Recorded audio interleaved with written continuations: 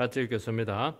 여리고에 있는 선지자의 제자들이 엘리사에게 나와 이르되 여호와께서 오늘 당신의 선생을 당신의 머리 위로 데려가실 줄을 아시나이까 하니 엘리사가 이르되 나도 아노니 너희는 잠잠하라. 아멘. 오늘은 엘리야의 제자 엘리사가 엘리야의 임종을 앞두고 무엇을 구했는가?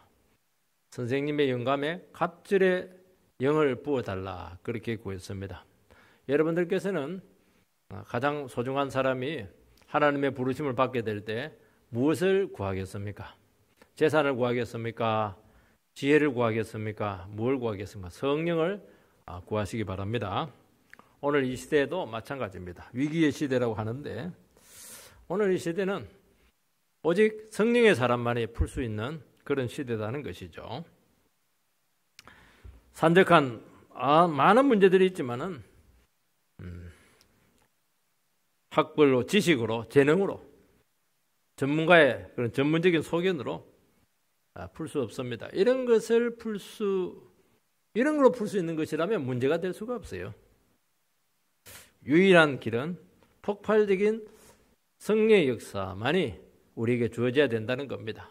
그래서 오늘 우리가 이 예배를 드리면서 뭘 구해야 될까?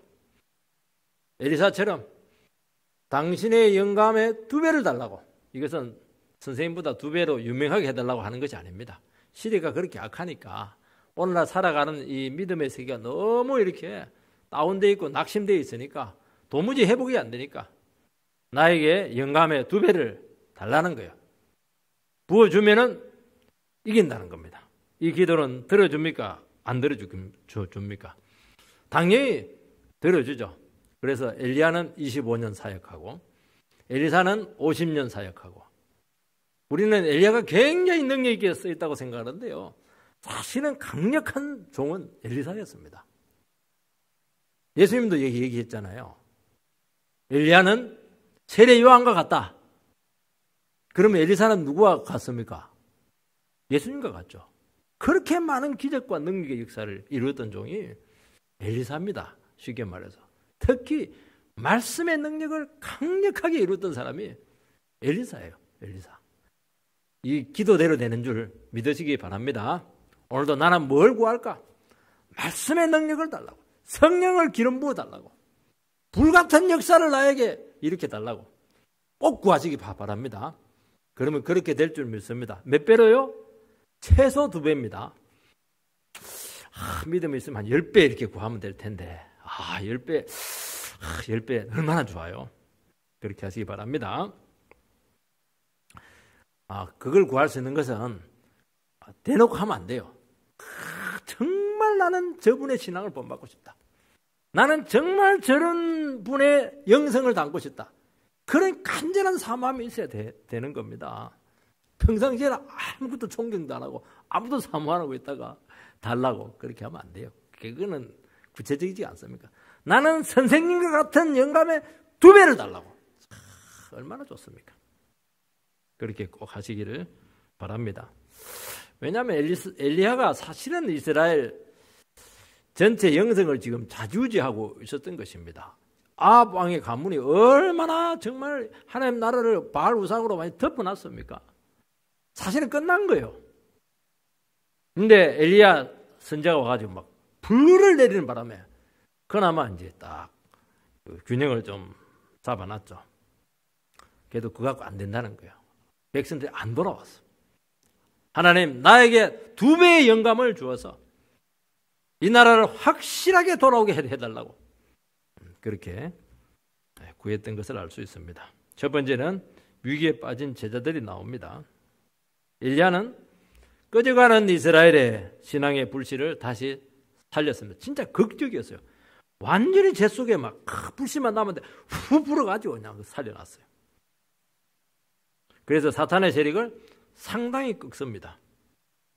이제 돌아오기만 해서 되는 것이 아니고 이제는 어떻게 해야 되느냐?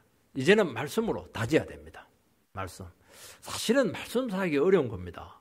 왜냐하니까 기적을 팍 내리고 능력 팍 내리고 이렇게 해서 막 길을 딱 세워놨는데 그것을 어떻게 지탱하고 더 발전시키고 부흥시켜야 될 것인가?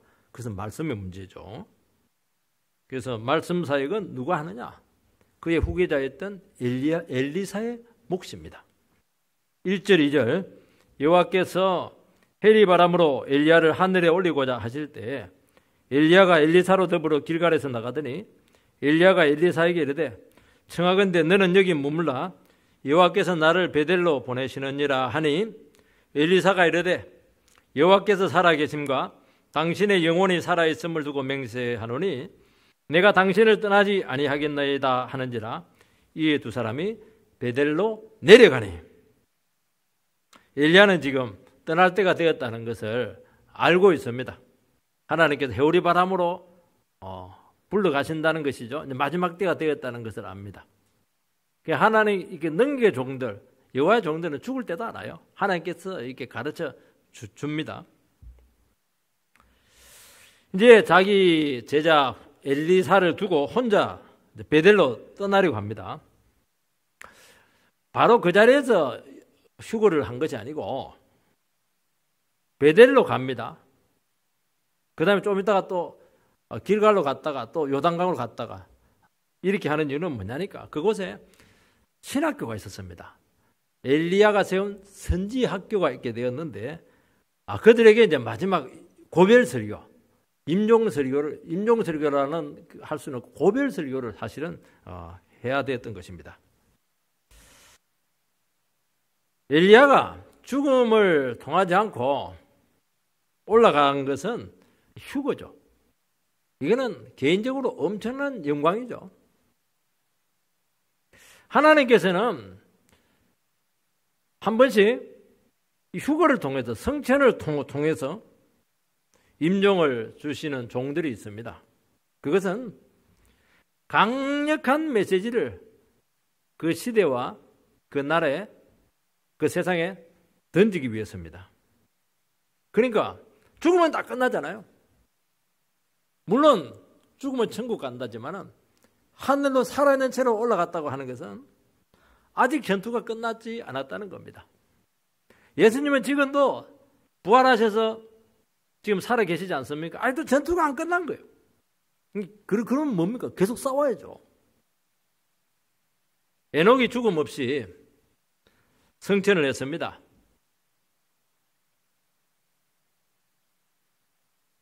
그 당시 사람들에게 있어서 에녹의 휴거라고 하는 것은 이 세상 외에 딴 세계가 있다.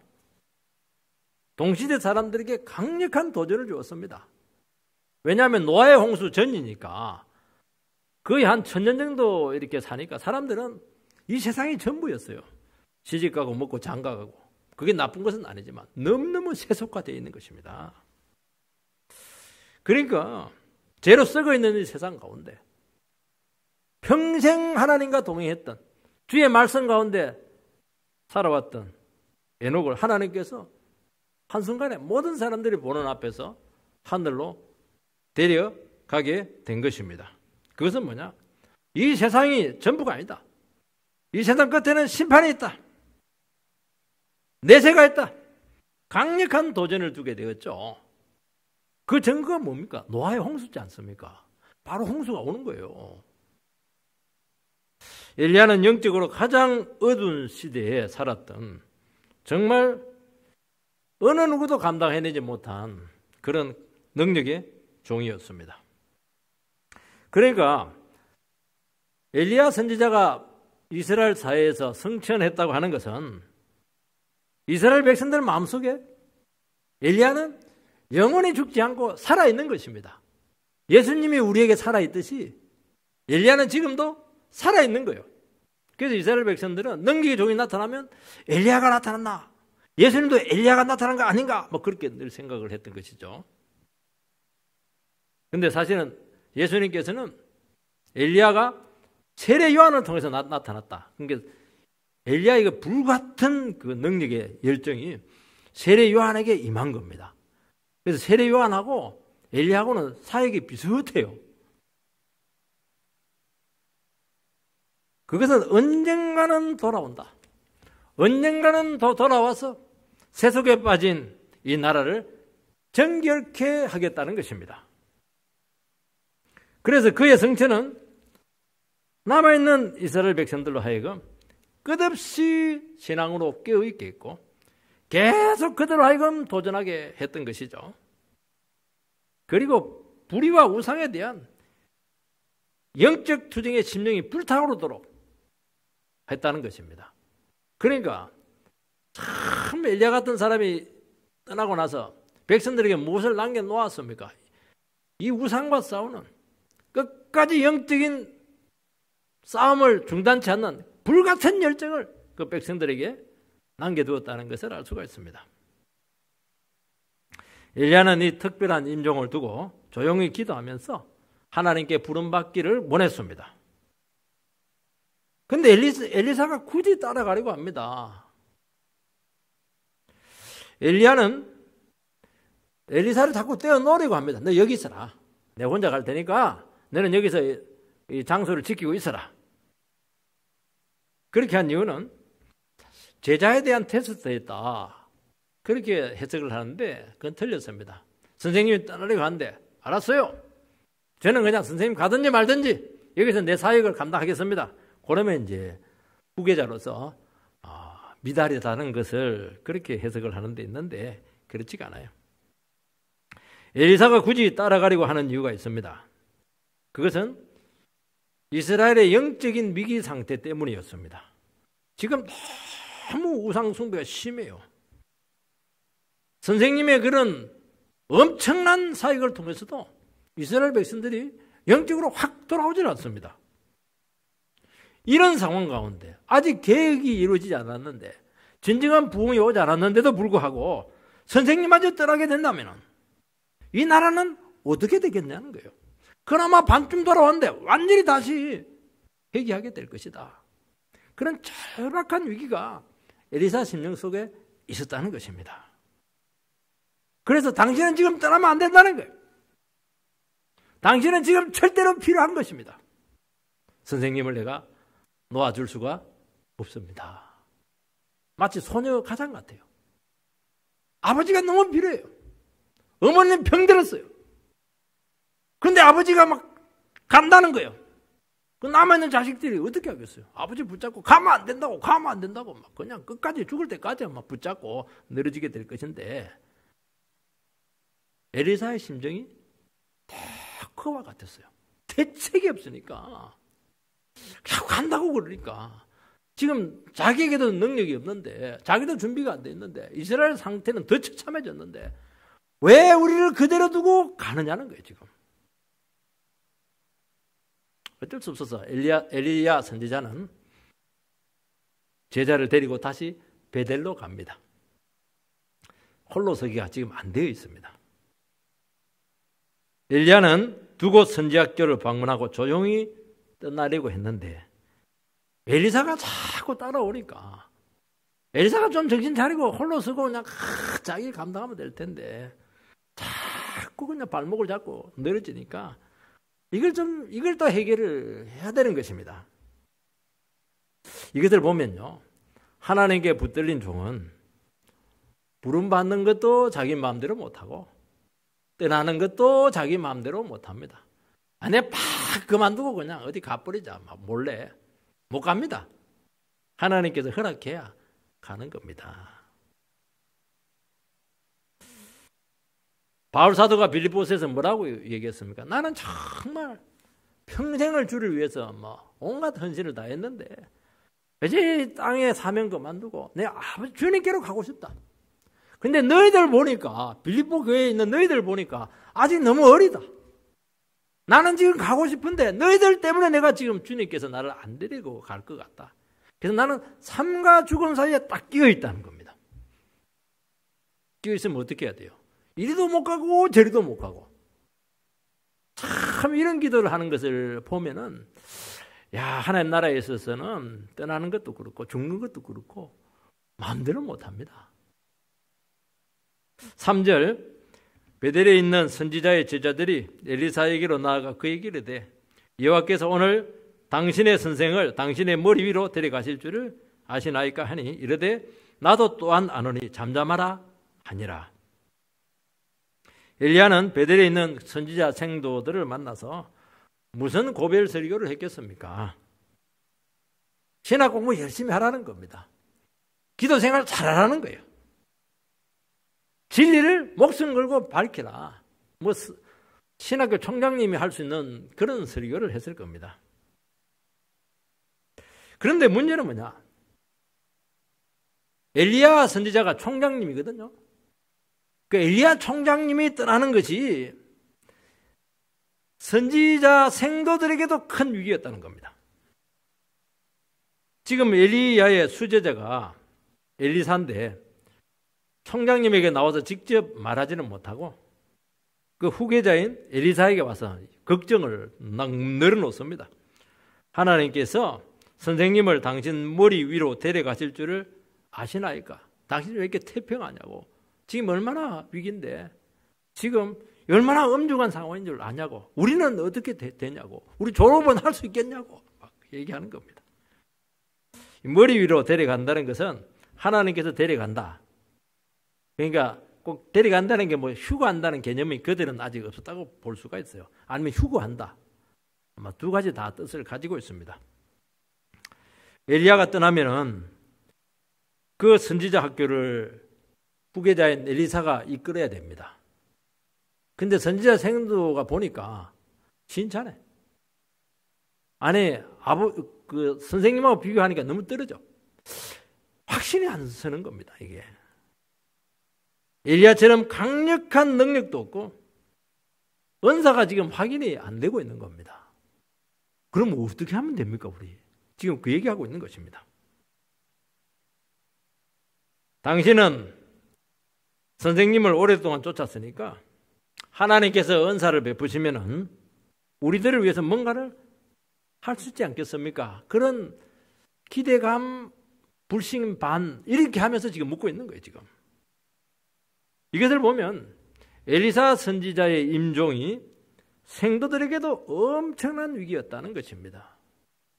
엘리사에게만 위기가 아니고 선지자 생도들에게도 위기고, 이스라엘 백성들은 여기서 표현이 안 돼서 그랬지 아마 알았다고 하면은 의식 있는 사람들은 많이 힘들어했다는 것을 알 수가 있습니다. 그때 엘리사 선지자가 신앙적인 대답을 합니다. 나도 또한 안다. 그러나 너희는 잠잠하라. 이런 권면을 합니다. 자기도 이 모든 사실을 안다는 겁니다. 가만히 두고 보니까 아는지 모르는지 이게 막 생도들 입장에서는 너무 답답했던 것이죠. 그렇지만은 잠잠히 기다리자. 대개 이제 이 정도 되면은 엘리사 선지자가 누구보다도 충격이 크고 위기가 왔을 텐데 생도들이 와가지고 막 어떻게 됩니까? 우리 미래 어떻게 되는 거예요? 이 나라 어떻게 돼요? 선지자 정도 된다고 하면은 모든 것을 다 버리고 인생 다 포기하고 하나님께 헌신한 종들인데, 전도사님들인데 우리 어떻게 되냐고, 우리 미래. 그럼 막 엘리사가 막 부둥켜안고 막 울고 불고 막 난리를 치울 텐데 그렇게 하지 않고 잠잠해라. 너희들 잠잠해라. 그렇게 권면합니다. 이게 지도자죠. 이게 리더입니다. 큰 슬픔이에요. 불안과 염려가 지금 막 밀려오고 있습니다. 그래도 하나님께서 하시는 일이시기 때문에 우리 계산하지 말고 하나님께서 어떻게 하실지 잠잠히 기다려보자. 이 한마디가 그들을 살리는 겁니다. 왜 모르겠다. 다 뜯어채워버려라. 이러면 다 뜯어채우는 거예요. 요때 무슨 말을 하는가? 이게 아버지죠. 이게 목사고, 이게 리더죠. 홍해 앞에서 이스라엘 백성들이 지금 막 쫓기고 있습니다. 양쪽에는 막 철벽이, 뒤에는 애굽의 철병거 600성이 탁 철병거는 이제 우리 지금 K9 그냥 대포가 딱 기다리고 있고, 앞에는 시퍼런 홍해가 지금 가로막고 있습니다. 백성들 우리 어떻게 하면 좋겠냐고, 도간에든 치다고, 끝났다고 막 온갖 원성을 다 높이고 있습니다. 그때 모세가 뭐라고 합니까? 잠잠히 여호와께서 우리에게 어떻게 하실지 기다리자. 그게 답입니다. 여러분들께서는 그 상황에서 그 말씀을 하실 수가 있겠습니까? 하나님께서 이곳까지 이끌어왔다면 지금 양 사방이 다 막혀 있을지라도 주님께는 구원의 길을 보이실 것이다. 보였죠? 어디로 보였습니까? 바닷속으로 막 그냥 길이 있었습니다. 그 당시 배가 있었던 것도 아니고 하나님은 기가 막히세요. 바로 믿음을 테스트하는 겁니다. 그때 우리가 무슨 말을 하냐? 와, 우리 그냥 홍해 속에 다 빠져 죽어버리자. 막 하나님, 이런 하나님이 어디 있어? 그러면 끝나는 겁니다. 기다리자. 어찌 될지 모르겠지만 하나님께서 여기까지 인도했으면 우리의 삶을 이끌어 갈 것이다. 잠잠해라. 근데 진짜 잠잠했어요. 딱 지팡이를 내리니까 쫙 기적이 나타나지 않습니까? 그게 믿음이죠. 그거 하라고 우리가 있는 겁니다. 우리에게 큰 위기가 오고 미래가 불안할 때 하나님을 바라보고 잠잠히 기다리는 신앙을 요구하고 있는 것입니다. 하나님께서 오늘 여기까지 오게 했다면 모르는 더 좋은 길이 예비되어 있음을 고백하는 것입니다. 그런데 이 순간을 참지 못하고 이 고비를 넘기지 못하고 흩어지고 불신앙적인 말을 내뱉고 낙심해 있고 머리 뜯고 에이 모르겠다 세상으로 가자 그러면은 예비된 구원을 놓칩니다. 그런데 이 구원은 너무너무 중요한 구원입니다. 이거는 집안을 살리는 구원이고 나라를 살리는 구원이고 인생을 살리는 구원이에요. 이거 놓치면 다 놓친 겁니다. 미안하지만 다 놓친 겁니다. 우리는 불안하면 속에 있는 생각을 막 있는 것 다 쏟아냅니다. 그래서 자기만 시험 드는 게 아니고 주위에 있는 많은 사람들을 시험 들게 합니다. 위기 때는 어떻게 하라고요? 나도 안다. 그러나 너희들은 잠잠해라. 잠잠히 기도하고 주님만 잠잠히 바라보라. 그게 답입니다. 속이 막 타들어가요. 그때 어떻게 해야 되느냐? 사람 앞에 쏟아부으면 안 됩니다. 하나님 앞에서는 괜찮아요. 하나님 속이 타들어갑니다. 어떻게 하면 좋아요? 여러분 엘리사가 엘리야 뒤에 따라올 때 뭐 룰룰랄라 하면서 따라왔겠습니까? 아니잖아요. 기도하는 마음으로 속이 타고 저분 가면 안 되는데 놓치면 안 되는데 끝나는 것인데 뭐 얼마나 속이 타겠어요. 뭔가 한마디 말이라도 해주면 될 텐데 엘리야 선지자는 하나님께서 말하는지 않으면 아무 말도 못 해주거든요. 그러니까 막 속이 탄 거예요. 속이 탄 거예요. 기도하는 것이죠. 그래서 우리는 그 위기의 순간에 뭘 조심해야 되느냐? 입을 조심하셔야 되고 입을 탁 다물어야 됩니다. 그 순간 참지 못하면 상을 전부 다 놓치게 되고 혹시 구원을 받을 수 있지만은 너무너무 부끄러운 구원을 받게 되는 것입니다. 우리가 하나님을 바랄 때 이때 이게 진짜 믿음이에요. 이때 믿음을 쓰라고 우리가 예배 드리는 겁니다. 언제요? 바로 이런 위기의 순간에 믿음을 쓰라는 거예요. 그런 믿음이 쑥쑥 자라게 되고 이때 영혼이 막 연걸어가고 익어가고 그래서 큰 위기는 더 큰 구원이 우리 앞에 놓여져 있다 하는 것을 100% 믿으시기 바랍니다.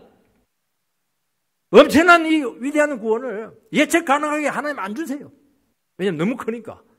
우리 중심을 반드시 테스트해 보신다니까요. 믿음을 받을 그릇이 돼야 담아주지 축복을.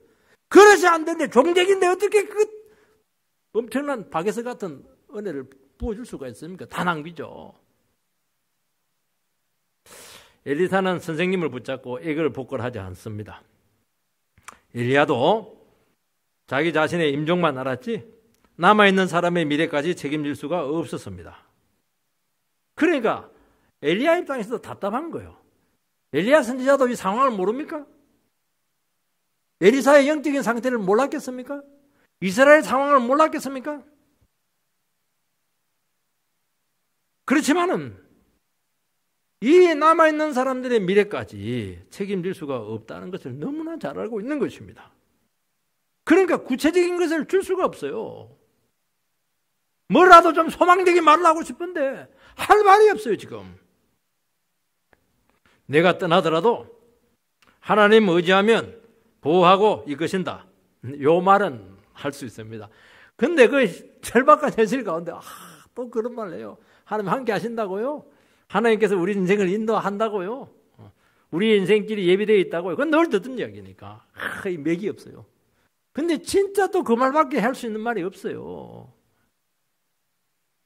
세상의 능력자는 자기를 따르는 사람들에게 되든 안 되든 그들의 미래를 전적으로 책임져 준다고 속입니다. 그러니까 죽으라고 따르는 거예요. 뭔가 생기니까 책임져 준다 했으니까. 하나님 세계는 이런 것이 없어요. 이끄는 사람도 다른 사람에게 뭔가 확실하게 줄 수 있는 것이 없으면 당근이라도 주면 될 텐데 당근이 없어요. 당근. 따르는 사람도 인간적인 기대와 보장을 가지고 그 지도자를 따라갈 수가 없어요. 그게 문제입니다. 세상은 그게 잘 돼 있거든요. 선배님이 끌어주고 후배들 밀어주고 막 뭐라도 뭐 끌어 있는데 영적인 세계는 그게 없는 거예요. 이게. 예수님의 제자들은 마지막까지 예수님에 대한 인간적인 기대를 했습니다. 예수님은 아무 말 안 했거든요. 네 뭐 장관 자리 준다 소리 한 번도 한 적이 없거든요. 근데 자기들이 그냥 나는 장관 자리 할 거야. 그거 뭐 싸워요. 서열 경쟁합니다. 예수님은 그 말 한 적이 없거든요. 나는 십자가밖에 없다는 겁니다. 자기들은 계속 인간적인 기대를 하고 있는 것입니다. 그 자기들이 기대한 것이지 뭐. 나중에 엄청난 시험거리가 되지 않았습니까? 마지막까지 그 기대를 꺾지 않았습니다. 주님은 인간적인 보장을 하지 않았지만은 그분의 능력을 보고 우리의 미래는 세상에서 확실할 것이야. 그렇게 기대를 한 겁니다. 그 기대는 여지없이 무너지게 되었습니다. 그래서 하나님 나라는 이끄는 사람이나 따르는 사람이나 동일하게 큰 믿음이 필요합니다. 어떤 믿음요? 나는 그 선생님 기대 안 한다는 겁니다. 선생님 뒤에 계신 하나님만 바라봅니다. 따르는 사람도 마찬가지예요. 다른 사람도 책임 못 지잖아요. 하나님 나는 저 따르는 사람 책임 못 집니다. 그러나 하나님께서 책임져 주실 줄 믿습니다. 이 믿음으로 같이 가는 겁니다. 그게 정직한 것이죠. 여러분 신앙이라고 하는 것은 따라가는 것입니다. 인간은 한계가 있고 부족해요. 이때 실망하고 고비를 신앙으로 극복하지 못하면 크게 넘어집니다. 이때 이끄는 사람들은 뭔가를 줄 수 있는 것처럼 절대로 미끼를 던지지 않아야 되는 겁니다. 그건 속이는 것입니다. 이 미끼가 결국에는 걸림돌이 됩니다. 책임을 못 지거든요. 그것 때문에 크게 넘어진다는 겁니다. 따르는 사람들도 인간적인 기대 다 버리고 하나님 한 분만 바라고 그분께서 우리의 미래를 책임지신다. 그분만 믿고 인도를 따라가자. 그렇게 하면 끝까지 같이 갈 수가 있습니다. 하나님의 종은 자기 자신이 줄 수 있는 것이 아무것도 없다는 것을 분명하게 할 필요가 있습니다. 그런데 한 가지를 줄 수가 있어요. 뭘 줄 수가 있는가? 하나님 말씀은 줄 수가 있습니다. 그거는 가능해요. 다른 것 주면 딱 한 가지만 주면 돼요. 하나님 말씀만 주면 돼요. 왜 말씀 가지면 다 가지는 것이거든요. 그래서 하나님께서는 이것저것 책임을 안 져주시는 이유가 뭐냐니까. 하나님 말씀을 가지면 천지를 만드신 하나님 말씀을 가지면 다 가진 것이거든요. 하나님을 가진 것이거든요. 그게 믿음이라는 거예요. 그게 정직한 거예요. 그래서 절대로 어떤 인간적인 기대나 믿음을 못 가지게 만들어야 됩니다. 자꾸 기대하고 이러면 나 책임질 수 없다고. 그런 세상적인 기대 가지고 나를 따르지 말라고 자꾸 실망을 시켜야 된다는 거예요. 그러면 어떻게 합니까? 하나님께서 미래를 책임지시고 그 따르는 사람들도 똑같은 영성으로 막 키우시고 말씀의 눈을 확 열어주고 인간은 아무것도 아니구나. 하나님밖에 없네. 하나님 말씀만 내가 붙잡고 가야지. 그렇게 그 영혼이 완전히 탈바꿈을 하는 것입니다. 사람은 아무리 위대해도 인간입니다. 하나님이 일시적으로 쓰는 도구에 불과합니다. 그래서 신앙 안에서 유일한 길은 하나님의 말씀의 가치를 공유하는 것이지 다른 것 없어요. 우리 부모님들께서는 자녀가 너무 사랑스럽고 막 그냥 눈을 다 빼줘도 막 아깝지가 않죠. 뭐라도 막 다 해줄 수 있는데 그렇게 하면은 자식이 망합니다. 안 돼요. 책임질 수 있는 것처럼 절대로 말하지 마시기 바랍니다.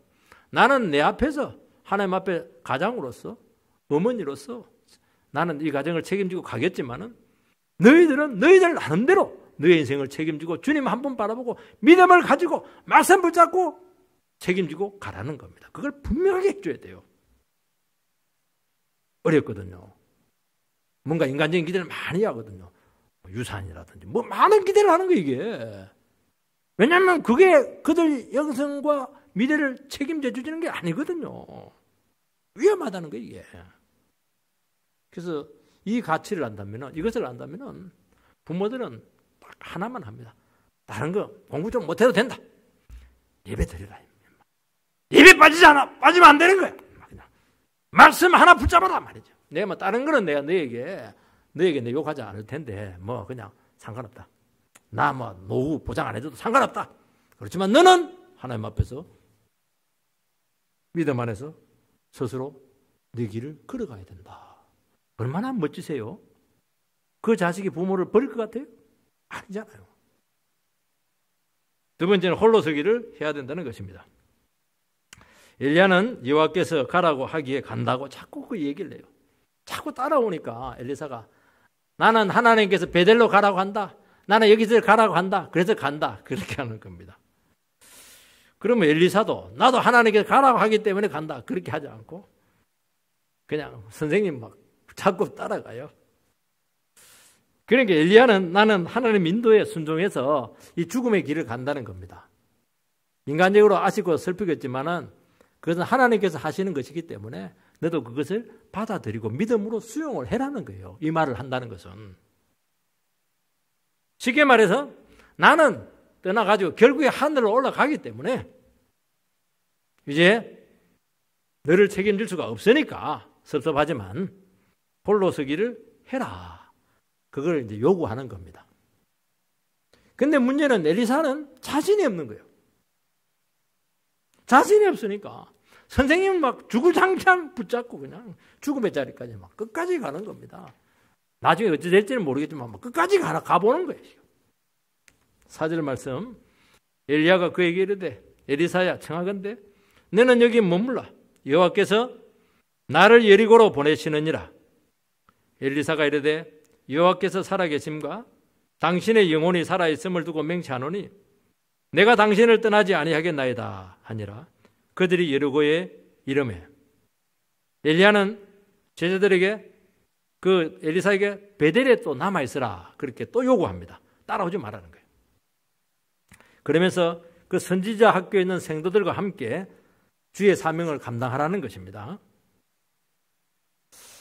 엘리사는 뭐라고 하냐니까 하나님의 살아계심과 당신의 영혼의 살아계심을 두고 맹세를 합니다. 그러면서 따라가겠다는 거예요. 선생님의 말에 불순종합니다. 맹세하고 따라온다는 거예요. 그거는 이제 인간적으로 떼놓을 생각 조금도 하지 말라는 겁니다. 그러니까 여리고에 있었던 또 생도들도 베델에 있었던 생도들과 똑같은 말이에요. 너 선생님 보낸다는데 어떻게 하면 좋아요? 머리 위로 보낸다는데 똑같은 말을 해요. 이것을 보면은 위기에 빠지면은 사람은 똑같은 심정이다는 것을 알 수가 있습니다. 우리 미래에 어떻게 되나? 누가 우리 인생을 이끌어주나? 이 신학교는 누가 기부를 해가지고 어떻게 운영을 하나? 그러니까 뭐 불안이 뭐 한두 가지가 아니고 뭐 안절부절하고 있는 것입니다. 여러분 신앙에 따라 정도의 차이는 있지만은 양상은 사람은 똑같아요. 비슷합니다. 저 사람은 그 걱정하면 똑같아요. 그 가족들 아버지 그 걱정하면 부인은 똑같고 자식도 똑같은 걱정하고 있어요. 이때 먼저 된 사람이 중심을 탁 잡아야 됩니다. 이때 선생이 필요해요.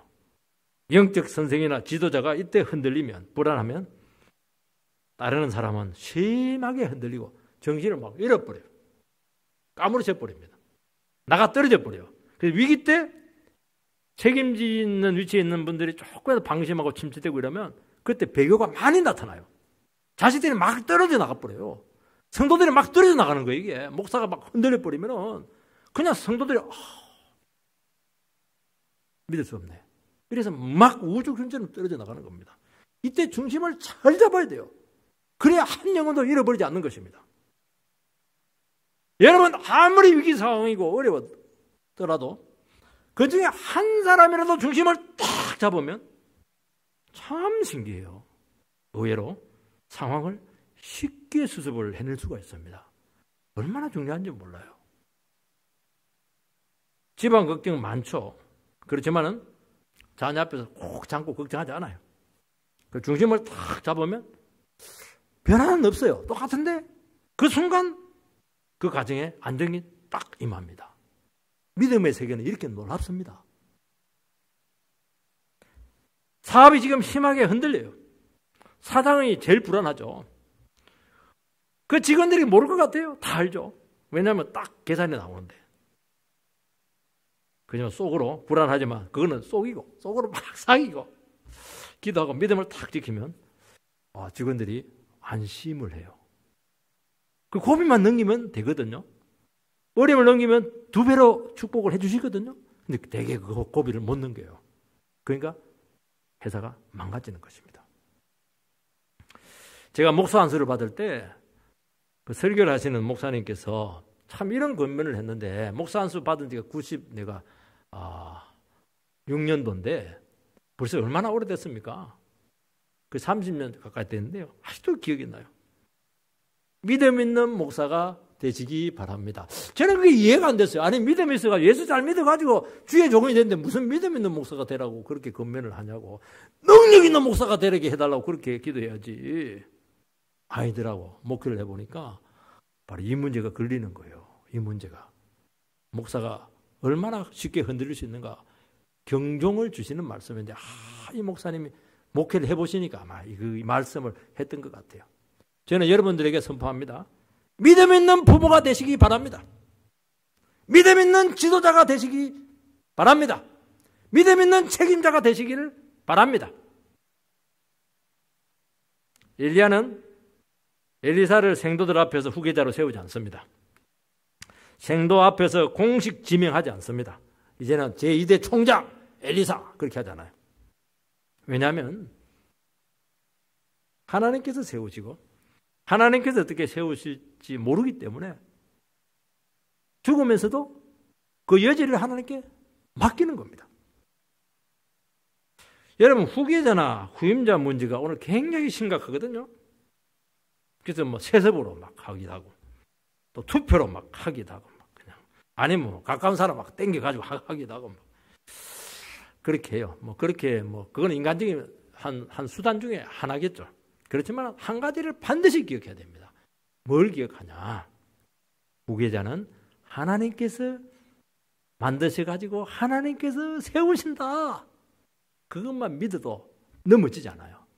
다음에 제가 마치고 나서 다시 후계자 세울 될 텐데 이걸 기억하세요. 내가 세우는 게 아니에요. 여러분이 세우는 게 아니에요. 기도 많이 해야 됩니다. 누가 세워요? 하나님께서 준비된 사람을 하나님께서 하나님의 방법으로 세운다. 그것만 믿으면 이 교회는 계속 될 겁니다. 그래서 하나님께서 준비하신 사람을 하나님께서 세우도록 아끼셔야 된다는 겁니다. 요즘 막 사람을 키워야 된다. 막 후계를 키워야 된다. 자라는 세대를 키워야 된다. 좋아요. 그렇게도 해야 되겠습니다. 그렇지만은 그건 하나의 수단이고 한 방법에 불과해요. 결국에는 하나님이 훈련시키고 하나님이 준비시키고 하나님이 세우십니다.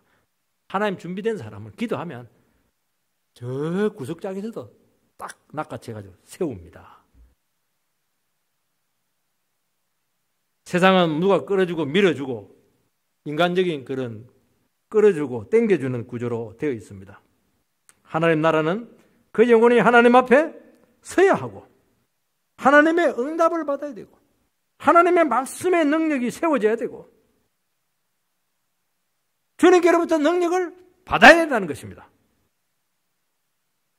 그러니까 하나님께 준비된 사람은 어떤 사람이야? 오직 하나님 한 분만 바라보고 싸운 영혼, 하나님 한 분께만 인정받기 위해서 하나님 말씀만 부여잡았던 그 사람이에요. 우리는 안 그렇잖아요. 스펙들 막 보고 이렇게 하는데 뭐 참고상으로 볼 필요는 있어요. 그러나 그게 결정적이지 않아요. 세상길 인간적인 방법 전부 다 버리고 다 내려놓고 주님께 모든 것을 맡긴 그 영혼. 주님이 있으라 하면 그 자리에 있고 가라 하면 가고 엘리야처럼 오라 하면 오고 죽으라 하면 죽고 끊으라 하면 끊어버리고 이렇게 돼야 되지 않겠습니까? 이런 사람을 세우신다는 거예요.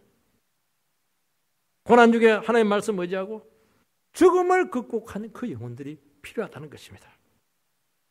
그래서 엘리야는 끝까지 후계자를 임명하지 않았습니다. 하나님께서 필요한 자에게 능력을 주실 것입니다. 은사를 주실 것입니다. 세우실 것입니다. 하나님께서 세우신 종만이 하나님의 역사를 일으킬 것입니다. 하나님께서 안 세우면 아무리 그 자리에 올라놔도 서로에게 불행해요. 앉혀놓으면 뭐 쫓아낼 수도 없고 힘든 거예요 이게. 그래 하지 마시고 하나님께서 세우신다는 걸 믿고 기도로서 모든 것을 감당하시기를 바랍니다. 세 번째는 갑절의 영감을 구하고 있습니다. 7절 8절 선지자의 제자 50명이 가서 멀리 서서 바라보매 그 두 사람이 요단가에 서 있더니 엘리야가 겉옷을 가지고 말아 물을 치매 물이 이리저리 갈라지고 두 사람이 마른 땅 위로 건너더라. 엘리야가 요단가에서 겉옷을 말아가지고 물을 확 치니까 물이 딱 갈라집니다. 이걸 또 보니까 엘리사가 막 속이 다 맞아! 지금 우리에게 필요한 것은 바로 저 능력이야. 모세가 홍해를 갈랐던 능력, 요수아가 요단강을 갈랐던 능력, 지금 이 위기 상황 가운데 이스라엘에 바로 우리 선생님의 저 능력이 우리에게 있어야 된다는 것입니다. 이스라엘의 모든 산적한 문제를 풀 수 있는 것은 바로 이 능력이라는 것입니다. 사실은 엘리사는 바로 이것 때문에 쫓아온 겁니다. 제대로 쫓아왔죠. 오늘 개인과 가정과 나라의 문제를 풀 수 있는 길은 바로 요단강을 가른 그 능력입니다. 모든 것을 버리고 우상과 싸우고 진리를 위해서 기꺼이 고난의 길을 걸어갔던 그 엘리야의 그 능력이 필요하다는 것입니다. 그거는 기도하면 열리는 능력입니다. 말씀 의지하고 나갈 때 부어지는 능력인 줄 믿습니다. 이것을 구하라는 겁니다. 지금 여러분들 뭘 구하고 있습니까? 지금 저는 장례식 때마다 이 설교 많이 해요. 장례식 때 얼마나 슬퍼요. 너무 귀한 분을 보냈잖아요. 그때 뭘 구해야 되겠습니까? 유산을 구하겠습니까? 아니잖아요. 이 가정에 엘리야의 갑절의 영감을 부어달라고. 그거 정말 설교도 하기도 하고 많이 기도합니다. 9절 10절 건너매 엘리야가 엘리사에게 이르되 나는 내게서 데려감을 당하기 전에 내가 내게 어떻게 할지를 구하라. 엘리사가 이르되 당신의 성령이 하시는 역사가 갑절이나 내게 있게 하소서 하는지라. 이르되 내가 어려운 일을 구하는도다. 그러나 나를 내게서 데려가시는 것을 내가 보면 그 일이 내게 이루어지려니와 그렇지 아니하면 이루어지지 아니하리라 하고 갑절의 영감을 구했습니다. 엘리사는 능력도 준비도 훈련도 부족해요. 홀로서 이게 안 되고 있어요. 그러나 그가 의지할 수 있는 것은 딱 하나밖에 없습니다. 여호와의 영감입니다. 이 나라를 계획하고 우상을과 싸우고 악의 세력을 물리칠 수 있는 방법은 하나밖에 없어요. 나에게 성령의 능력을 달라는 것입니다. 그것도 선생님보다 2배로 달라는 거예요. 2배로 달라고 하는 것은 선생님보다 2배로 능력자가 돼서 유명하게 된 게 아니고 그렇게 선생님 시절보다 2배로 악해졌다는 거예요. 그 2배로 악해진 세상과 싸우기 위해서는 2배의 강력한 능력이 임해야 된다는 것을 보여주고 있는 것입니다. 오늘 우리에게 이 능력이 필요할 줄 믿습니다. 이 능력만이 위기입니다. 무기도 안 돼요. 물질로도 안 돼요. 학벌로도 안 돼요. 우리에게 2배의 말씀을 주십시오. 2배의 영감을 주십시오. 그게 뭐냐? 죽음의 자리까지 따라간 이유죠. 여러분, 성령의 능력을 얻는 비결은 바로 그 성령의 사람을 따라갈 때 받을 가능성이 아주 많습니다. 왜냐하면 엘리야의 능력이 어디서 왔습니까? 그의 전 신앙의 인격에서 왔잖아요. 한평생 주님과 함께 걸어왔던 믿음의 자취에서 왔잖아요. 그걸 알고 있는 거예요. 그거. 그분의 인격과 삶을 온전히 공감하고 동의하고 나는 저렇게 살아야지. 나도 선생님처럼 저렇게 믿음으로 살아야지. 근데 내가 준비가 안 돼 있어요. 선생님보다 능력이 적어요. 그렇지만 나는 선생님처럼 살고 싶다고. 저 믿음의 선배님처럼 살고 싶고 저 믿음의 장로님처럼 기사님처럼 살고 싶다고. 진짜 존경하는 마음이 있어야 되지 않겠어요? 그 귀한 것인데 아무도 존경하지 않아요. 믿음과 아무 상관없어요. 평상시에는 막 자기만 위해 살아요. 아무리 그래도 소용없어요. 그 가치를 아는 사람에게 하나님께서 주시지. 그 가치도 모르는데 왜 줘요 그거? 떡 사 먹을 텐데.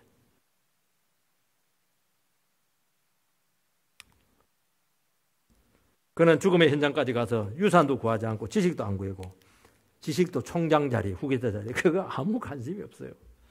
나에게 능력의 말씀을 달라고. 살아있는 주님의 음성을 달라고.